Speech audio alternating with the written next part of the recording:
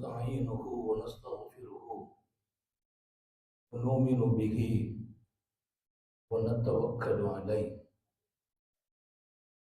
ونعوذ بالله من شرور أنفسنا ومن سيئات أعمالنا من يهده الله فلا مضل له ومن يضلل فلا هادي له ونشهد أن لا إله إلا الله وحده لا شريك له ونشهد أن سيدنا ونبينا ومولانا محمدا عبده ورسوله أرسله بالحق بشيرا ونذيرا وداعيا إلى الله بإذنه وسراجا منيرا صلى الله على سيدنا محمد وآله الأبرار وأصحابه الأخيار وأزواجه الطيبات الطاهرات أوصيكم عباد الله وإياي أولا بتقوى الله أما بعد فأعوذ بالله من الشيطان الرجيم بسم الله الرحمن الرحيم قل بفضل الله وبرحمته وبذلك فليفرحوا هو خير مما يجمعون صدق الله مولانا العظيم وقال نبي الله سيد البشر محمد رسول الله صلى الله عليه وسلم عن الله عز وجل قال الله سبحانه وتعالى أنفق يا ابن آدم منفق عليك صدق نبي الله صلى الله عليه وسلم எல்லாம் வல்ல அல்லாஹ்வின் அன்பும் மேலான கருணையும் நமக்கெல்லாம் வந்து சேரட்டுமாக. நமது உயிரினும் மேலான கண்மணி ஹாத்தமுன் நபியின் முஹம்மதுர் ரசூலுல்லாஹி ஸல்லல்லாஹு அலைஹி வஸல்லம் அவர்களின் அன்பையும் ஷஃபாஅத்தையும் பெறுவதற்கு அல்லாஹ் நம் எல்லோருக்கும் தௌஃபீக் செய்வானாக. வல்ல ரஹ்மான் நமக்கும் நம்முடைய பெற்றோர், மனைவி, மக்கள், குடும்பத்தார் யாவருக்கும் உயிர் உள்ள வரையிலும் உடல் சுகத்தை நசீபாக்கி தருவானாக. மருத்துவமனை கஷ்டம், அதன் சிரமம், செலவுகளிலிருந்து நிரந்தரமான பாதுகாப்பை அல்லாஹ் நம் எல்லோருக்கும் கொடுத்தருள் புரிவானாக. வானம் பூமியினுடைய ஆபத்துகளை விட்டும், முசீபத்துகளை விட்டும், கெட்ட முடிவுகளை விட்டும் நம்மையும் நம் குடும்பத்தையும் பாதுகாத்து அருள் புரிவானாக. அவனுடைய படைப்புகளின் தீங்குகள் அனைத்திலிருந்தும் நம்மையும் நம் சமூகத்தையும் காத்தருள் புரிவானாக. அல்லாஹுவின் எல்லையில்லா பேரருளால் பாக்கியம் நிறைந்த மனித வாழ்க்கையில் வெற்றி ஒன்றே குறிக்கோளாக இருக்க வேண்டும் என்று பாடம் நடத்தியவர்கள் பூமான் நபிகள் ஸல்லல்லாஹு அலைஹி வஸல்லம். நான் எடுத்து வைக்கும் ஒவ்வொரு எட்டும் என் வெற்றியை அடிப்படையாக இருக்க வேண்டும். நான் போகிற பாதை, அதில் நான் எல்லா வகையிலும் உயர்வடைய வேண்டும். வாழ்க்கையில் நமது இலக்கு அழகாக வேண்டும் என்றார்கள் நபிகள் நாயகம் ஸல்லல்லாஹு அலைஹி வஸல்லம். எண்ணங்கள் அற்பமாக இருந்து விடக்கூடாது. உள்ளங்கள் குறுகிய மனநிலைகள் வந்துவிடக்கூடாது. நீ எடுத்து வைக்கிற எட்டெல்லாம் உன் வெற்றியை நோக்கியே இருக்க வேண்டும். உலகளாவிய வாழ்வாதாரத்தை தேடி வைக்கும் எட்டுகளாகட்டும், வல்லவனையே நோக்கி நடக்கும் எட்டுகளாகட்டும், இரண்டும் வெற்றியை குவிக்க வேண்டும். அல்லாஹ் தௌஃபீக் செய்வானாக. காரணம் இல்லாமல் எந்த காரியத்தையும் செய்யாதே என்றார்கள். அற்ப உலகத்தை நோக்கமாக கொண்டும் செய்யாதே என்றார்கள். ஆசைக்கு அடிபணிந்து எதையும் செய்யாதே என்றார்கள். ஆசைக்கு அடிபணிந்து செய்யும் காரியம் வெற்றியை தருவதில்லை. அற்ப எண்ணங்கள் வெற்றியை தருவதில்லை. உன் இலக்கு பெருசாகட்டும் என்கிறார்கள். அவன் விசாலமானவன் என்றார்கள். அவன் விசாலமானவன் என்றார்கள். மிக உயர்ந்த குறிக்கோள் உடையவன் என்றார்கள். இன்னல்லாஹ யுஹிப்பு மஆலில் உமூர், மிக தரமான விஷயத்தை மாத்திரமே அல்லாஹ் நேசிக்கிறான் என்றார். அல்லாஹ் உயர்வான காரியத்தை நேசிக்கிறான். எப்போதுமே நீங்கள் உயர்வாகவே இருக்க வேண்டும், உயர்வை நோக்கியே பயணிக்க வேண்டும். அல்லாஹ்வே அப்படி பிரியப்படுகிறான். எல்லாமே உயர்வாக இருக்க வேண்டும். இங்கே தாழ்ந்து விடக்கூடாது. யாரும் தாழ்த்தும் நிலையில் வாழ்ந்து விடக்கூடாது. அல்லாஹ் தௌஃபீக் செய்வானாக. தாழ்ந்து விடாதீர்கள். யாரும் தாழ்த்தும் நிலையில் வாழ்ந்து விடாதீர்கள். மனிதர்களுக்கிடையே நீங்கள் இழிவை காட்டாதீர்கள். மனுஷன் போய் நீ இழிவு நிலையை காட்டி விடாதே. இங்கே நம்மை உயர்த்தி பேசுகிறார்கள் உத்தம நபிகள். 5 அம்சங்களை அடிப்படையாக தருவார்கள். இந்த 5ம் உங்கள் இலக்காகட்டும். நீங்கள் ஜெயிக்கிறீர்கள், துன்யாவில் ஜெயிக்கிறீர்கள், மறுமையில் ஜெயிக்கிறீர்கள். அல்லாஹ்வின் பார்வையிலும் அன்னலாரின் பார்வையிலும் நீங்கள் ஜொலிக்கிறீர்கள். அல்லாஹ் எல்லாருக்கும் தௌஃபீக் செய்வானாக. நான் போகும் இந்த வாழ்க்கையும் பாதையும் எப்போதும் அது மிக உயர்வான திட்டத்தோடு இருக்க வேண்டும். உலகத்தில் 1000 நடக்கலாம், 1000 பேர் 1000 பேசலாம். என்னை குறைத்து பேசுபவர்களும் இருப்பார்கள், உயர்த்தி பேசுபவர்களும் இருப்பார்கள். ஆனால் எனக்கென்று ஒரு இலக்கு இருக்க வேண்டும். அந்த இலக்கு என் பயணமாக வேண்டும். அந்த பயணம் வெற்றி காண வேண்டும். இந்த பயணம் வெற்றி காண வேண்டும். அதில் முதல் அம்சம், எப்போதும் இறைவன் கொடுத்ததை நீங்கள் நிறைவாக பாருங்கள் என்றார்கள். அல்லாஹ் தௌஃபீக் செய்வானாக. நிறைவான பார்வை. நான் நிறைவா இருக்கிறேன், எனக்கென்ன குறை, எனக்கென்ன குறை எல்லோரும் சொல்ல வேண்டும். எல்லாரும் ஞாபகம் வையுங்கள், நம்மை நாமே குறைத்தே பேசி பழகினோம். எப்படி இருக்கிறீங்க? ஏதோ ஓடுது வாழ்க்கை. என்ன ஓடவில்லை?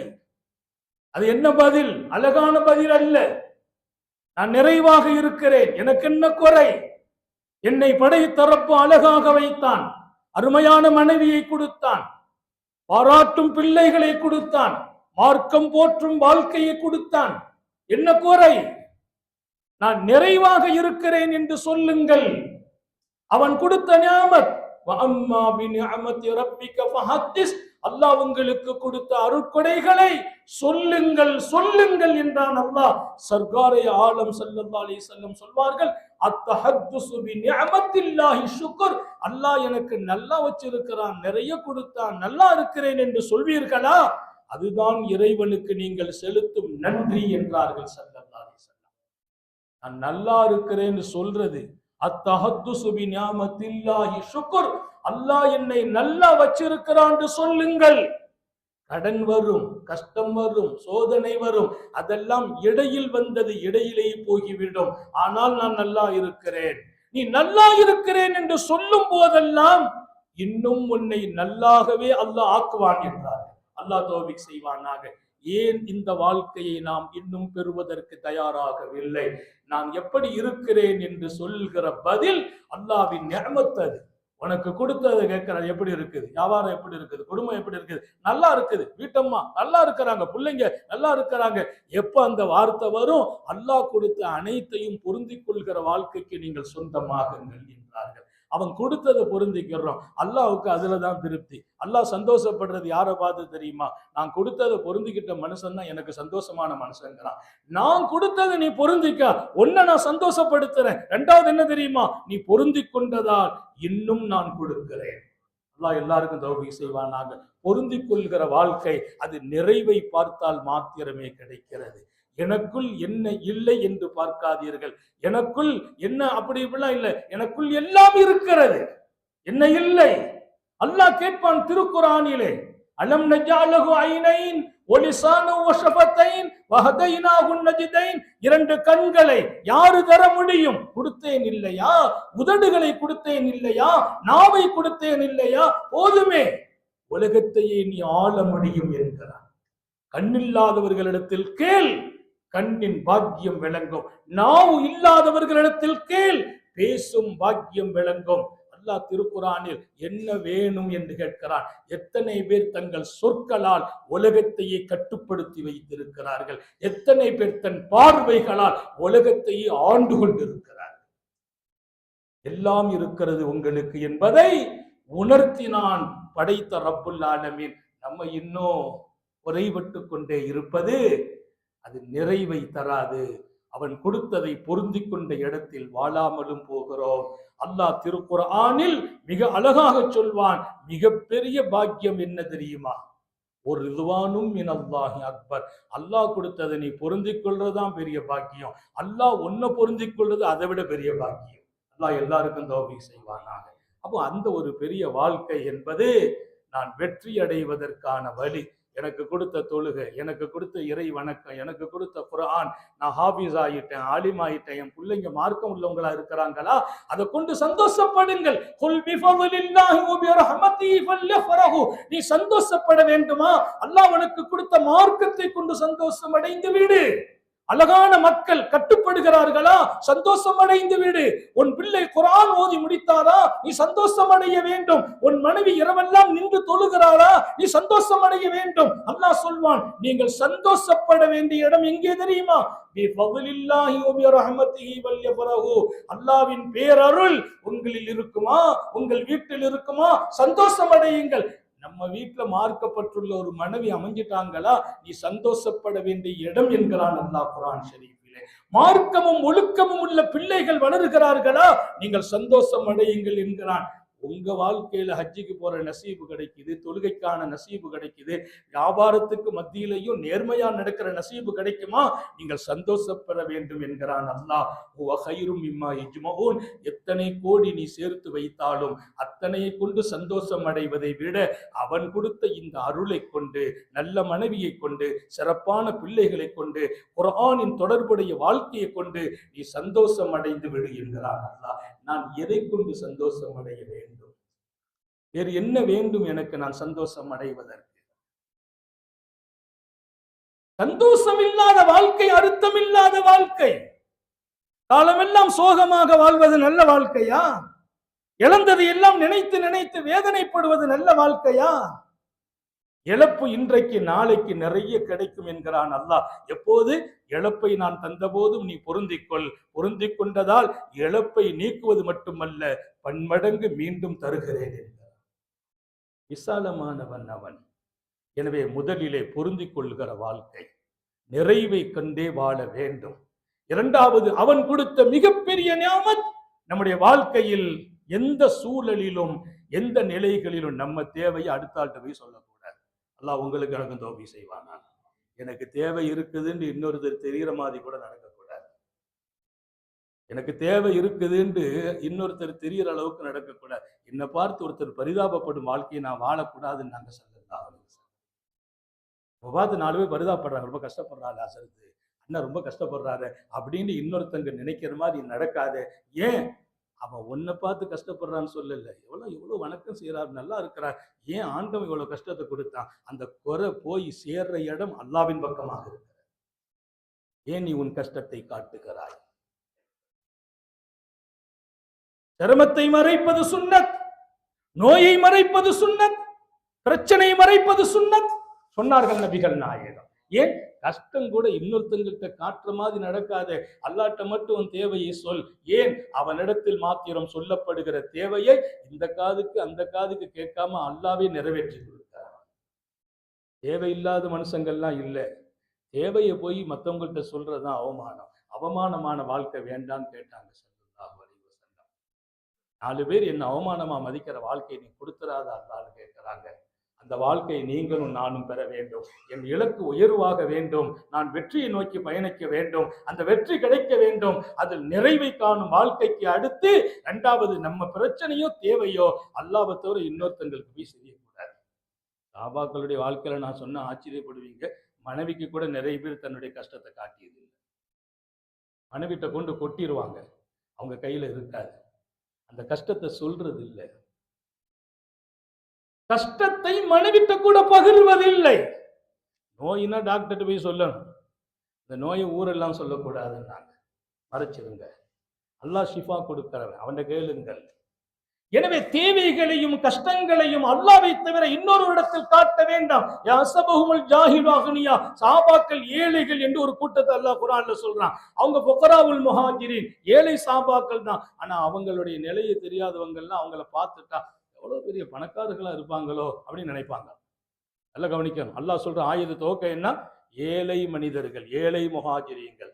அவர்களை பத்தி புரியாத புதுசா யாராச்சும் வந்து பார்த்தா, எப்பா பெரிய பணக்காரங்களா இருப்பாங்களோ, அவர்களின் நிலை அறியாதவர்கள் அவர்களை பணக்காரர்கள் நினைப்பார்கள்.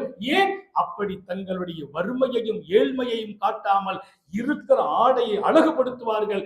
உதடு 2 நாள் சாப்பிடாம பசியா இருப்பாங்க, தெரிஞ்சிடக்கூடாதுன்னு சொல்லி உதட்டுல எண்ணெய் தேய்ச்சிட்டு வருவாங்க. உதடெல்லாம் காஞ்சி பசியோடு இருக்கிறாங்களே அப்படின்னு யாரும் தெரிஞ்சிடக்கூடாது, உதடுகளில் எண்ணெய் தேய்த்துக் கொள்வார்கள். அவர்களை பற்றி உதடுகளில் எண்ணெய்களை தடவுவார்கள்.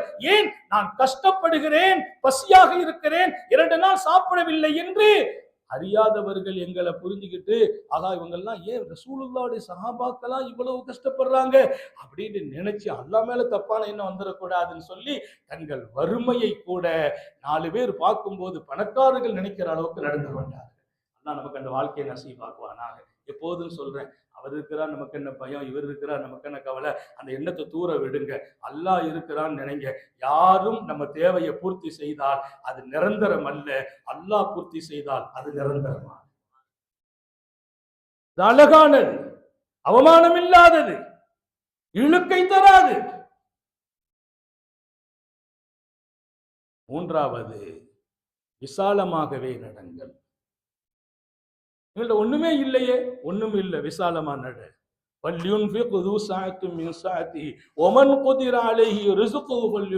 அல்லாஹ் சொன்னான், யாருக்கு நம்ம விசாலமா கொடுத்தோமோ அவங்க விசாலமா செலவு செய்யணும். அல்லாஹ் உங்களுக்கு எனக்கு தௌஃபீக் செய்வாங்க. நான் நிறைய கொடுத்திருக்கேன், ஊர் மக்கள் அவங்களை பெரிய பணக்காரன்னாங்க, அவர் பெரிய முதலாளிங்கிறாங்க, அவர்கிட்ட நிறைய ஸ்டேட் இருக்குது, நிறைய கடை இருக்குது, நிறைய நிறுவனத்துக்கு தலைவரா இருக்கிறார். அவ்வளவு விசாலமா நீங்க மக்களோடு நடந்து கொள்ளுங்க. சரி, யாருக்காவது நம்ம கலந்துதான் கொடுத்திருக்கோம், அளந்து கொடுத்தோம், குறைச்சு கொடுத்திருக்கோம். அவரும் கையை கட்டிட்டு உட்காரக்கூடாது, அவர் தகுதிக்கு செலவு செய்யட்டும். 2 பேரையும் செலவு செய்ய சொல்றான். யாருக்கு குறைத்து கொடுத்தோமோ அவர்களும் செலவு செய்யட்டும், யாருக்கு நிறைய கொடுத்தோமோ அவங்களும் செலவு செய்யட்டும். 2 பேரும் விசாலமாக நடக்கட்டும், அவரவர் தகுதிக்கு நடக்கட்டும். இல்லங்கிறதுக்காக நீ கையை கட்டி உட்காராதே, நீனும் கொஞ்சம் கொடுத்து விடு. ஏன் தெரியுமா? உனக்கு அல்லாஹ் நிறைய கொடுக்க வேண்டுமா? நீ கொடுத்தால் அவன் கொடுப்பான். இன்னொரு செய்தி, உன் தகுதிக்கு நீ கொடு, அவன் தகுதிக்கு அவன் கொடுப்பான். என் தகுதி 100 ரூபாய் கொடுக்கிற,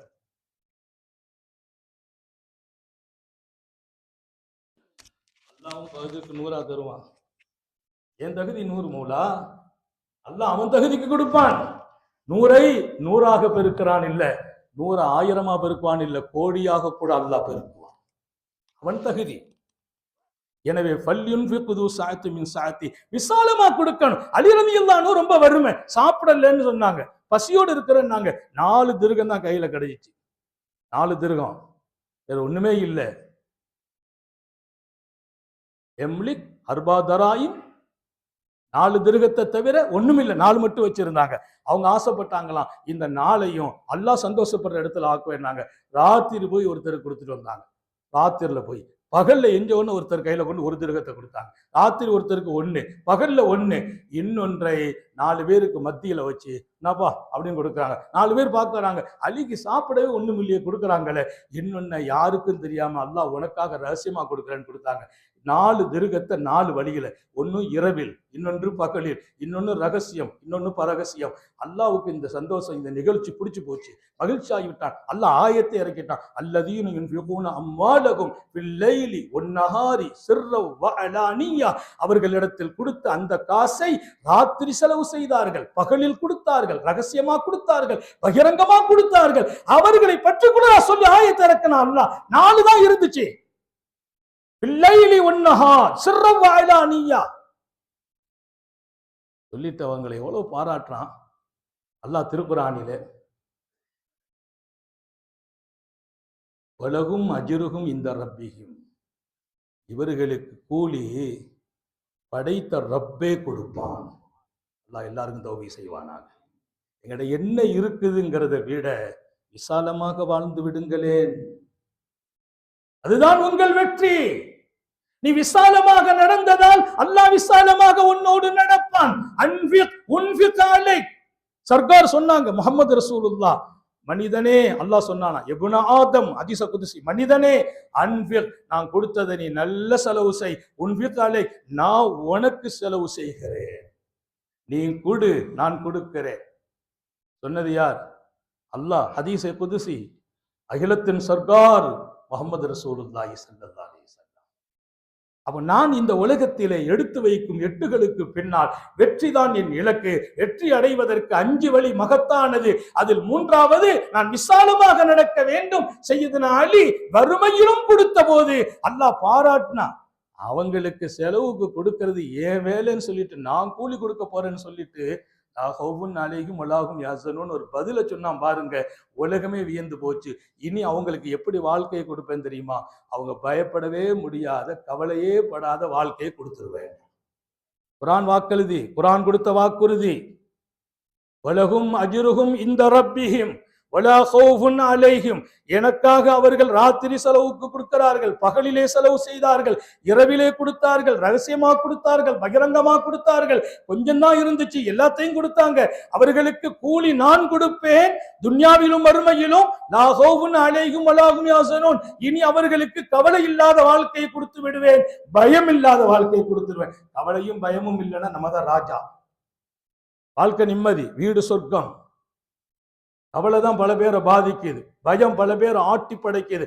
பயம் கவலை இல்லாத வாழ்க்கையை நான் கொடுத்துருவேன். குர்ஆன் சத்தியம் இல்ல, குர்ஆன்ல யாராவது சந்தேகப்பட முடியுமா? விசாலமாக நடப்போம். அல்லாஹ் தௌஃபீக் செய்வானாக. எவ்வளவு இருந்தாலும், கோடியே இருக்குது வைங்களேன், 1000 கோடி இருக்குது, கொஞ்சம் தான் இருக்குது. 2 பேருக்கும் மார்க்கம் சொல்லும், நீ வெற்றி அடைவதற்கு விடா முயற்சி முக்கியம் என்று சொன்ன.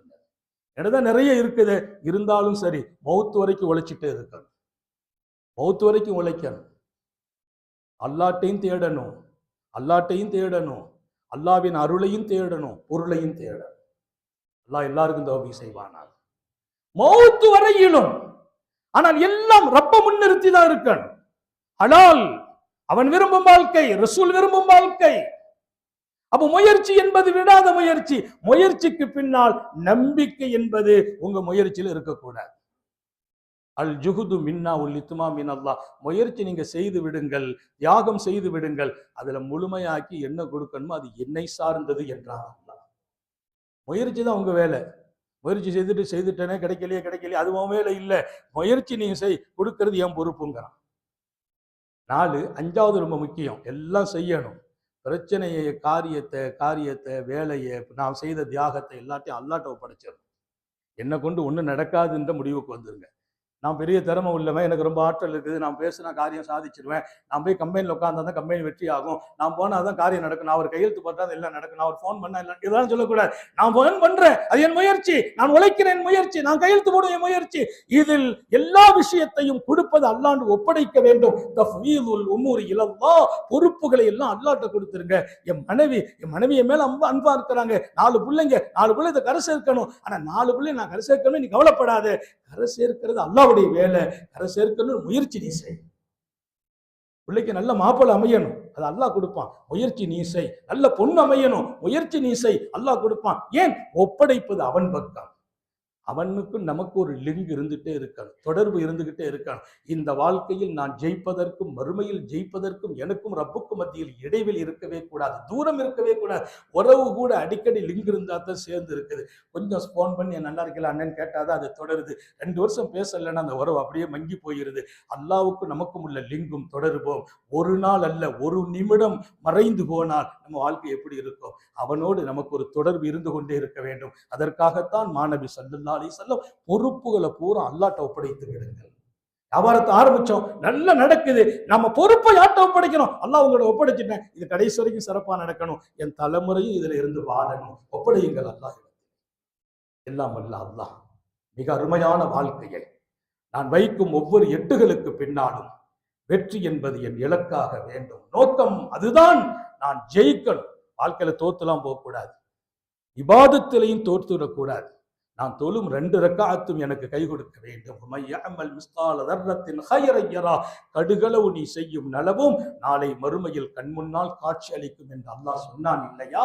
என் நலவுகள் எனக்கு காட்சி தர வேண்டும். அப்படி ஒரு அழகான வாழ்க்கை. குடும்பத்தில் இனி வறுமை வரக்கூடாது, தொழில வறுமை வரக்கூடாது, வாழ்க்கையில் தரித்திரம் வரக்கூடாது, முசீபத் வரக்கூடாது. நான் சொல்லி முடிக்கிறேன். நபி பெருமானாரின் தர்பாருக்கு ஒருவர் வந்தார். யா ரசூலல்லாஹ், நான் நெருக்கடி வாழ்க்கைக்கு போகிறேன், வறுமை தாண்டவம் ஆடுகிறது.